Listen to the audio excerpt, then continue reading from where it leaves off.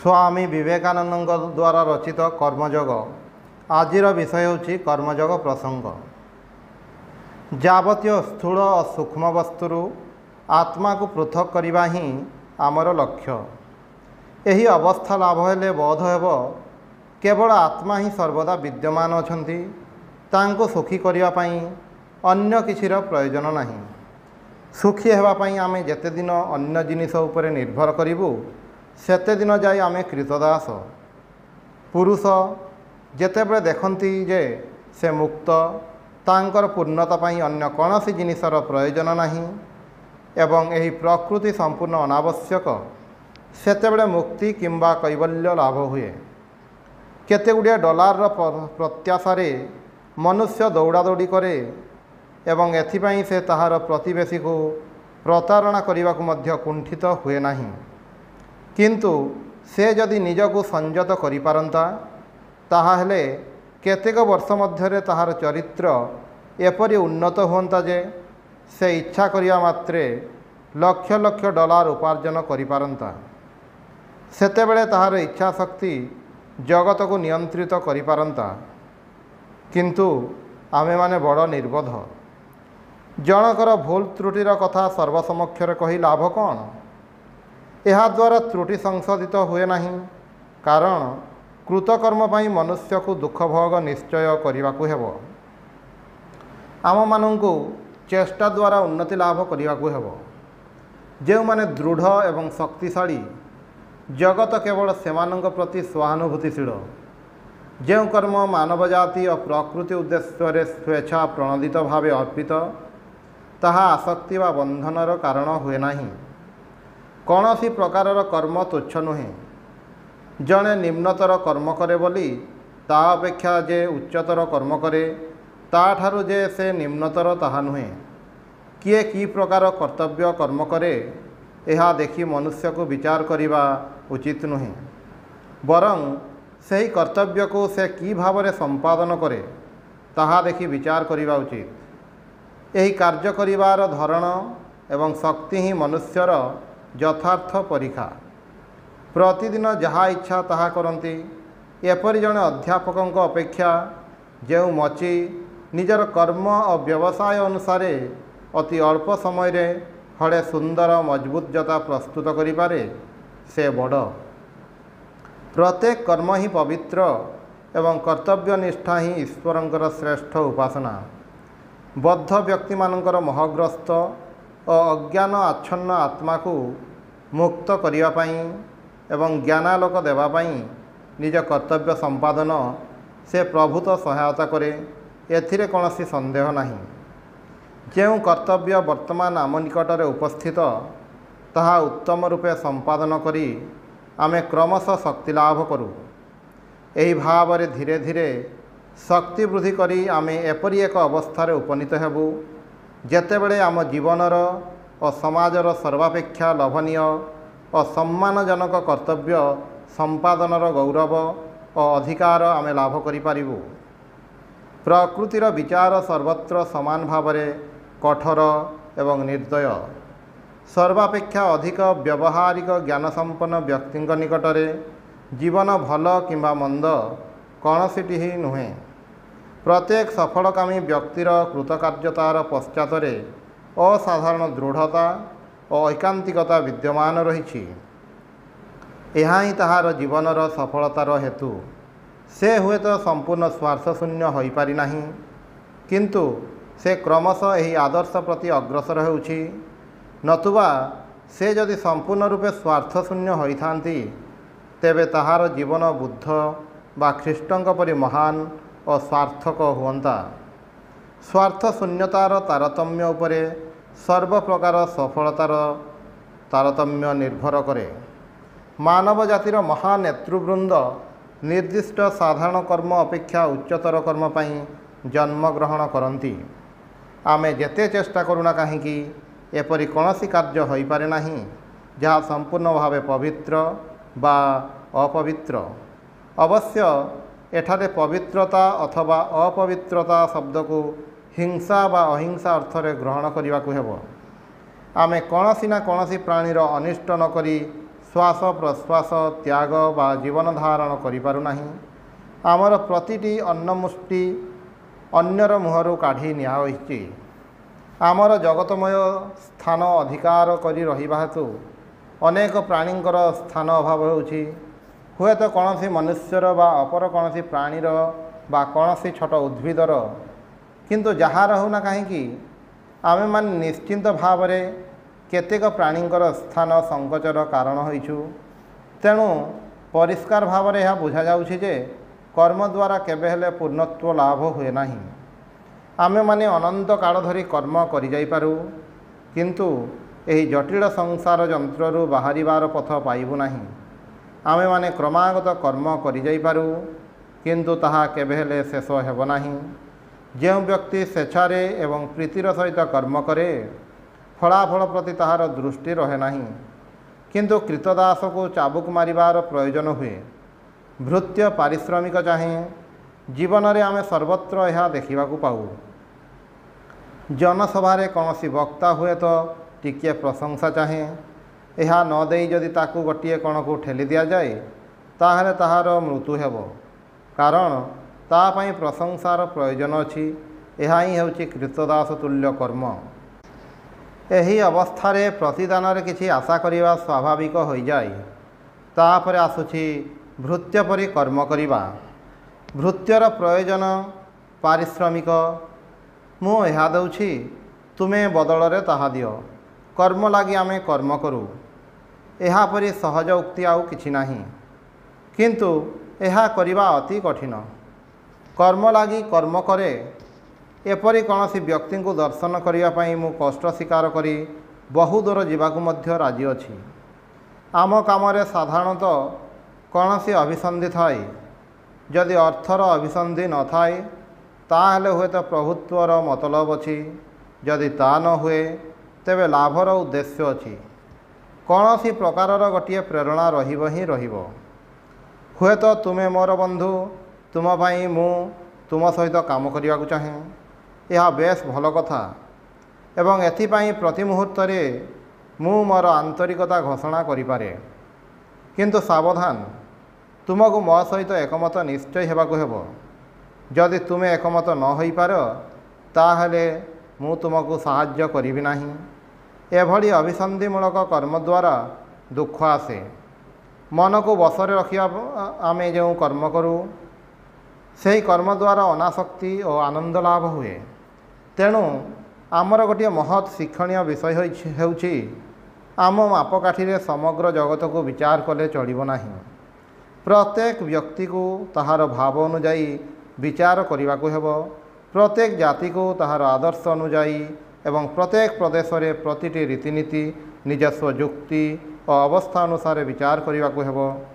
अमेरिकावासी माने जो पारिपार्श्विक अवस्था मध्य बास करती ताहार प्रभाव में अमेरिकावासींकर रीतिनीतिर उद्भव होइछि एवं भारतवासींकर परिवेश अनुसार भारतीय रीतिनीतिर उद्भव होइछि। चीन जापान प्रभृति देश में मध्य यह सत्य। आमर योग्यता अनुसार आम परिवेश गढ़ी उठे। खेलिबा समय प्रतिटी बॉल ताहार यथा निर्दिष्ट गर्तर जाई पड़े। जदि जनकर कर्मदक्षता अन्य मानक तुलन में बेसी हुए तेबे सांसारिक विन्यास ता निश्चय धरा पड़िब।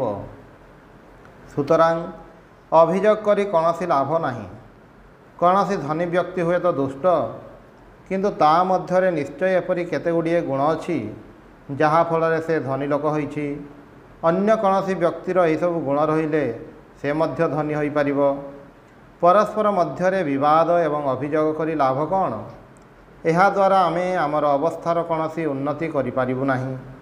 जदि कहीं कौनसी छोट काम करने को हेउछि बोली अभियोग करे तेबे जीवनर प्रति क्षेत्र से अभियोग करिब। सबु बेले असंतुष्ट रहिबा द्वारा ताहार जीवन दुखमय होई उठिब एवं सबु पंड होइजिब। किंतु जो व्यक्ति ताहार कर्तव्य कर्म रे नियत अविचल रही अग्रसर हुए से आलोकर संधान पाए एवं उच्चर उच्चतर कर्तव्य ता निकटरे आसी उपस्थित हुए। तापर विषय होछि कर्म ही उपासना। श्रेष्ठ मानव कर्म करि पारंती नाही, कारण ତାଙ୍କ ମଧ୍ୟରେ କୌଣସି ବନ୍ଧନର ଭାବ, ଆସକ୍ତି କିମ୍ବା ଅଜ୍ଞାନତା ନାହିଁ। ଏହିପରି ଶୁଣାଯାଏ ଯେ ଥରେ ଗୋଟିଏ ଜାହାଜ ଏକ ଚୁମ୍ବକ ପାହାଡ଼ ନିକଟ ଦେଇ ଯାଉଥିଲା। ଜାହାଜର ଲୁହା ନିର୍ମିତ ସ୍କ୍ରୁ, ନଟ୍ ଇତ୍ୟାଦି ସବୁ ଚୁମ୍ବକର ଆକର୍ଷଣରେ ବାହାରିଗଲା ଓ ଜାହାଜଟି ଖଣ୍ଡ ବିଖଣ୍ଡ ହୋଇ ବୁଡ଼ିଗଲା। ଅଜ୍ଞାନ ଅବସ୍ଥାରେ ଆମର କର୍ମ ପ୍ରଚେଷ୍ଟା ଚାଲିବାର କାରଣ ଆମେ ସମସ୍ତେ ନାସ୍ତିକ। ଯଥାର୍ଥ ଆସ୍ତିକ ବୁଦ୍ଧିସମ୍ପନ୍ନ ବ୍ୟକ୍ତିମାନେ କର୍ମ କରିପାରନ୍ତି ନାହିଁ। ଆମେ ସମସ୍ତେ ହିଁ କମ୍ ବେଶୀ ନାସ୍ତିକ। ଆମେ ଈଶ୍ୱରଙ୍କୁ ଦେଖିପାରୁନାହୁଁ, ତାଙ୍କ ପ୍ରତି ଆମର ବିଶ୍ୱାସ ମଧ୍ୟ ନାହିଁ। ସେ ଆମ ନିକଟରେ ଈଶ୍ୱର ଏହି ଶବ୍ଦ ମାତ୍ର। ଅନେକ ସମୟରେ ଆମେ ମନେ କରୁ ଯେ ସେ ଆମମାନଙ୍କର ଅତି ନିକଟରେ, କିନ୍ତୁ ପର ମୁହୂର୍ତ୍ତରେ ପୁଣି ପୂର୍ବ ଅବସ୍ଥାକୁ ଫେରିଆସୁ। ତାଙ୍କର ଯଦି ସାକ୍ଷାତକାର ହୁଏ ତେବେ କିଏ କାହା ପାଇଁ କର୍ମ କରିବ? ଈଶ୍ୱରଙ୍କୁ ସାହାଯ୍ୟ କରିବ? ଏହା ବଡ଼ ହାସ୍ୟାସ୍ପଦ କଥା। ଆମର ଗୋଟିଏ ପ୍ରସିଦ୍ଧ ଉକ୍ତି ଅଛି, ଯାହାର ଅର୍ଥ ବିଶ୍ୱକର୍ମାଙ୍କୁ କ'ଣ ଶିଖାଇବାକୁ ହେବ, ସେ କିପରି ସୃଷ୍ଟି କରିବେ?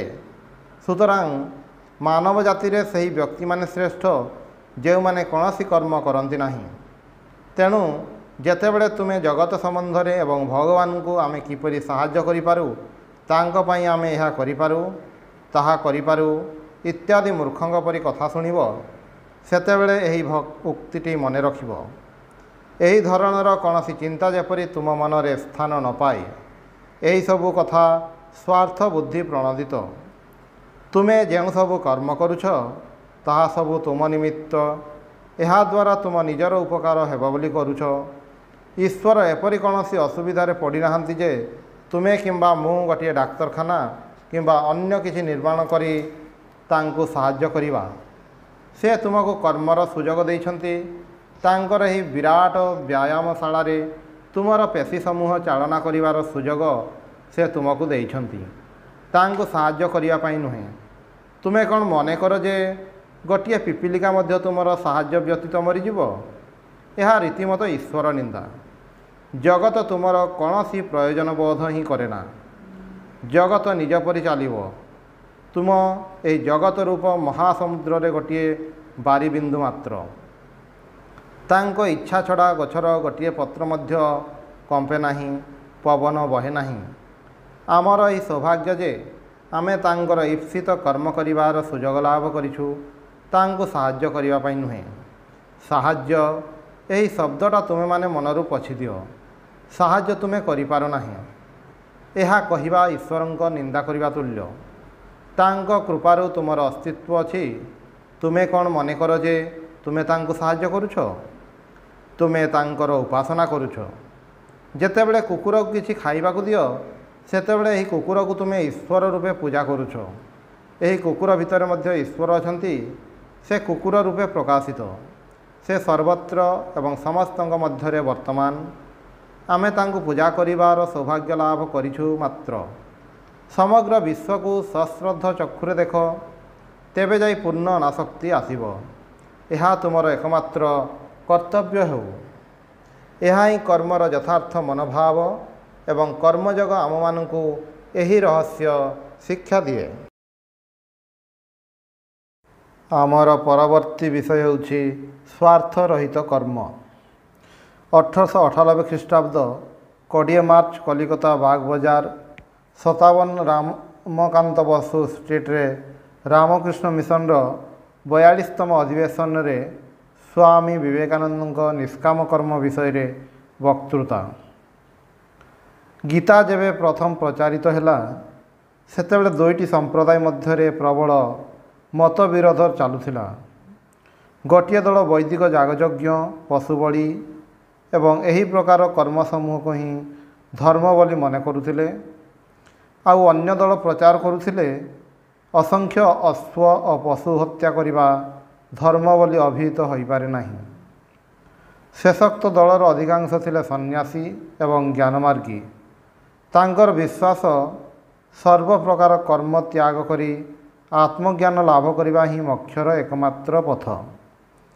ଗୀତାକାର ଶ୍ରୀକୃଷ୍ଣ ତାଙ୍କର ନିଷ୍କାମ କର୍ମର ମହତ୍ ବାଣୀ ପ୍ରଚାର କରି ପରସ୍ପର ବିରୋଧ ଏହି ଦୁଇ ସମ୍ପ୍ରଦାୟର ବିରୁଦ୍ଧ ଭାବର ଅବସାନ କଲେ। ଅନେକଙ୍କର ଧାରଣା ଯେ ଗୀତା ମହାଭାରତ ଯୁଗରେ ଲେଖା ହୋଇନାହିଁ, ପରବର୍ତ୍ତୀ କାଳରେ ମହାଭାରତରେ ସଂଯୋଜିତ ହୋଇଛି। କିନ୍ତୁ ଏହା ଠିକ୍ ନୁହେଁ, କାରଣ ମହାଭାରତର ପ୍ରତ୍ୟେକ ଅଂଶରେ ଗୀତାର ବିଶେଷ ବାଣୀଗୁଡ଼ିକ ପରିଲକ୍ଷିତ ହୁଏ ଏବଂ ଗୀତା ଯଦି ମହାଭାରତର ଅଂଶ ବୋଲି ଧରା ନ ହୁଏ, ତାହେଲେ ମହାଭାରତର ଅନ୍ୟାନ୍ୟ ଅଂଶରେ ଯେଉଁଠି ଏହିସବୁ ବାଣୀ ବର୍ତ୍ତମାନ, ତାହା ମଧ୍ୟ ସମଭାବରେ ବିବେଚିତ ହେବା ଉଚିତ। ତେବେ ନିଷ୍କାମ କର୍ମର ଅର୍ଥ କ'ଣ?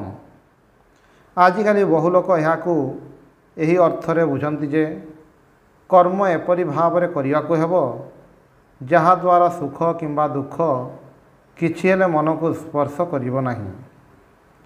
ଏହାର ପ୍ରକୃତ ଅର୍ଥ ଯଦି ଏହା ହୁଏ, ତାହାହେଲେ ଇତର ପ୍ରାଣୀମାନେ ମଧ୍ୟ ନିଷ୍କାମ କର୍ମ କରନ୍ତି ବୋଲି କହିବାକୁ ହେବ।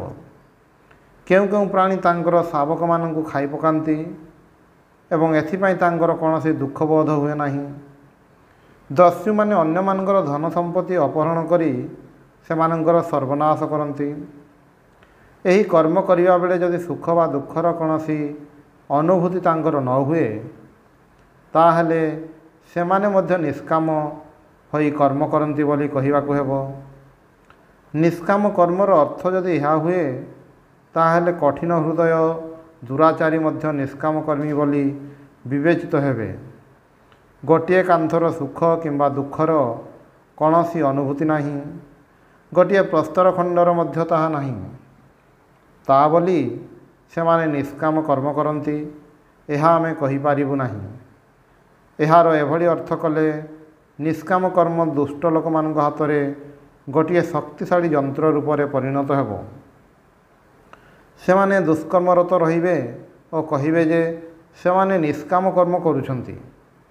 ନିଷ୍କାମ କର୍ମର ଅର୍ଥ ଯଦି ଏହା ହୁଏ, ତାହେଲେ ଗୀତା ନିଃସନ୍ଦେହ ଭାବରେ ଗୋଟିଏ ଭୟାବହ ମତବାଦ ପ୍ରଚାର କରିଛି, କିନ୍ତୁ ଏହାର ଅର୍ଥ ତାହା ନୁହେଁ। ଅଧିକନ୍ତୁ ଗୀତାର ପ୍ରଚାର ସହିତ ସଂଶ୍ଳିଷ୍ଟ ବ୍ୟକ୍ତିମାନଙ୍କର ଜୀବନ ଆଲୋଚନା କଲେ ଆମେ ଦେଖିବୁ ଯେ ସେମାନଙ୍କର ଜୀବନ ଅନ୍ୟ ଧରଣର ଥିଲା। ଅର୍ଜୁନ ଯୁଦ୍ଧରେ ଭୀଷ୍ମ ଏବଂ ଦ୍ରୋଣଙ୍କୁ ବଧ କଲେ, କିନ୍ତୁ ସଙ୍ଗେ ସଙ୍ଗେ ସେ ତାଙ୍କର ସକଳ ସ୍ୱାର୍ଥବୁଦ୍ଧି, ବାସନା ଓ କ୍ଷୁଦ୍ର ଅହଙ୍କାରକୁ ମଧ୍ୟ ସମ୍ପୂର୍ଣ୍ଣ ଭାବରେ ବିସର୍ଜନ ଦେଇଦେଲେ। ଗୀତା କର୍ମଯୋଗର ଶିକ୍ଷା ଦିଏ। ଯୋଗାରୂଢ଼ ହୋଇ ଆମମାନଙ୍କୁ କର୍ମ କରିବାକୁ ହେବ। ଏହି ଯୋଗଯୁକ୍ତ ଅବସ୍ଥାରେ ଆମର କ୍ଷୁଦ୍ର ଅହଂବୋଧ ରହେ ନାହିଁ। ଯୋଗଯୁକ୍ତ ହୋଇ କର୍ମ କଲେ ମୁଁ ଏହା କରୁଛି, ତାହା କରୁଛି, ଏହି ବୋଧ ରହିବ ନାହିଁ। ପାଶ୍ଚାତ୍ୟର ଲୋକମାନେ ଏହା ହୃଦୟଙ୍ଗମ କରିପାରନ୍ତି ନାହିଁ। ସେମାନେ କହନ୍ତି ଯେ ଯଦି ଆମର ଏହି ଅହଂବୋଧ ନ ରହେ, ତାହେଲେ ମନୁଷ୍ୟ କିପରି କର୍ମ କରିବ? ପ୍ରକୃତପକ୍ଷେ ଅହଂବୋଧ ତ୍ୟାଗ କରି ଯୋଗଯୁକ୍ତ ଚିତ୍ତରେ କର୍ମ କଲେ ଏହା ଅନନ୍ତ ଗୁଣ ଉତ୍କୃଷ୍ଟତର ହେବ ଏବଂ ସମସ୍ତେ ନିଜ ଜୀବନରେ ଏହା ଅନୁଭବ ମଧ୍ୟ କରିପାରିବେ। ଆମେ ଖାଦ୍ୟର ପରିପାକ କ୍ରିୟା ଓ ଅନ୍ୟାନ୍ୟ ବହୁ କର୍ମ ଅବଚେତନ ଭାବରେ କରୁ। ପୁଣି ଅନେକ କର୍ମ ଜ୍ଞାତସାରରେ ଏବଂ ଆହୁରି ଅନେକ କର୍ମ କ୍ଷୁଦ୍ର ଅହଂବୋଧ ଲୋପ ହେତୁ ଯେପରି ସମାଧିମଗ୍ନ ହୋଇ କରୁ। ଚିତ୍ରକାର ଯଦି ଅହଂବୋଧ ଭୁଲି ଚିତ୍ରାଙ୍କନରେ ସମ୍ପୂର୍ଣ୍ଣ ଭାବେ ନିମଗ୍ନ ହୁଏ, ତାହେଲେ ସେ ଅପୂର୍ବ ଚିତ୍ର ଆଙ୍କିପାରିବ। ଉତ୍ତମ ପାଚକ ଯେତେବେଳେ ରୋଷେଇ କରେ, ସେତେବେଳେ ସେଥିରେ ସେ ସମ୍ପୂର୍ଣ୍ଣ ମନ ନିବିଷ୍ଟ କରେ ଏବଂ ସାମୟିକ ଭାବରେ ତାହାର ଅନ୍ୟାନ୍ୟ ବୋଧ ସମୂହ ତିରୋହିତ ହୁଏ। ଏହି ଭାବେ ସେମାନେ ତାଙ୍କର ଅଭ୍ୟସ୍ତ କର୍ମ ସୁଚାରୁ ରୂପେ ସମ୍ପାଦନ କରିବାକୁ ସମର୍ଥ ହୁଅନ୍ତି। ଗୀତା ଆମମାନଙ୍କୁ ଏହି ଶିକ୍ଷା ଦିଏ। ଯେଉଁ ବ୍ୟକ୍ତି ଈଶ୍ୱରଙ୍କ ସହିତ ଏକାତ୍ମତା ଅନୁଭବ କରନ୍ତି, ସେ ଯୋଗଯୁକ୍ତ ହୋଇ କର୍ମ କରନ୍ତି ଏବଂ ବ୍ୟକ୍ତିଗତ ସ୍ୱାର୍ଥ କେବେ ହେଲେ ଅନ୍ୱେଷଣ କରନ୍ତି ନାହିଁ। ଏଭଳି କର୍ମ ସମ୍ପାଦନ ଦ୍ୱାରା ଜଗତର ମଙ୍ଗଳ ହୁଏ। ଏହାଦ୍ୱାରା କୌଣସି ଅମଙ୍ଗଳ ହୋଇପାରେ ନାହିଁ। ଯେଉଁମାନେ ଏହି ଭାବରେ କର୍ମ କରନ୍ତି, ସେମାନେ ନିଜ ସ୍ୱାର୍ଥ ପାଇଁ କିଛି କରନ୍ତି ନାହିଁ। ପ୍ରତ୍ୟେକ କର୍ମର ଫଳ ଶୁଭ ଅଶୁଭ ମିଶ୍ରିତ। ଏପରି କୌଣସି ଶୁଭ କର୍ମ ନାହିଁ ଯେଉଁଥିରେ ଅଶୁଭର କୌଣସି ସ୍ପର୍ଶ ନାହିଁ। ଅଗ୍ନିର ଚାରିଆଡ଼େ ଯେପରି ଧୂଆଁ ଥାଏ, ସେହିପରି କର୍ମ ସହିତ କିଛି ଅଶୁଭ ସର୍ବଦା ଥାଏ। आमे एपरि कर्मरे नियुक्त रहिबा उचित जहाद्वारा अधिक परिमाण रे शुभ एवं अल्प परिमाण रे अशुभ हेब। भीष्म द्रोण को अर्जुन वध करथिले कारण अन्यथा से दुर्योधन को पराभूत करि पारि न थान्ते और फल अशुभ शक्ति शुभ शक्ति उपरे प्राधान्य लाभ करिथान्ता एवं देश रे महाविपर्जय घटिथान्ता। दले गर्वित असत नृपति बलपूर्वक देशर शासनभार अधिकार करिथान्ते एवं प्रजा मानंकर चरम दुर्दशा होइथान्ता। श्रीकृष्ण मध्य कंस जरासंध प्रभृति अत्याचारी राजा मानंकु वध कले किंतु ताहा से निज पई करिनाहंती। तांकर प्रत्येक कर्म अन्य मानंकर मंगल पई अनुष्ठित होइथिला। दीपालोकरे आमे गीता पाठ करूछु किंतु केते गुड़िए पतंग से पड़ी मरुछंती। तेणु विचार कले देखा जिवो जे कर्म मध्यरे किछि ना किछि दोष रहिबो ही रहिबो। जे माने अमार्जित अहंबोध विसर्जन देई कर्म करंती दोष सेमानंकु स्पर्श करि पारे नाही, कारण जगतर हित पई सेमाने कर्म करंती। निष्काम और अनासक्त होई कर्म कले सर्वाधिक आनंद और परिशेष मुक्ति लाभ हुए। गीतार श्रीकृष्ण कर्मजगर एही रहस्य शिक्षा देइछन्ति। ओम शांति शांति शांति। हरि ओम तत्सत्।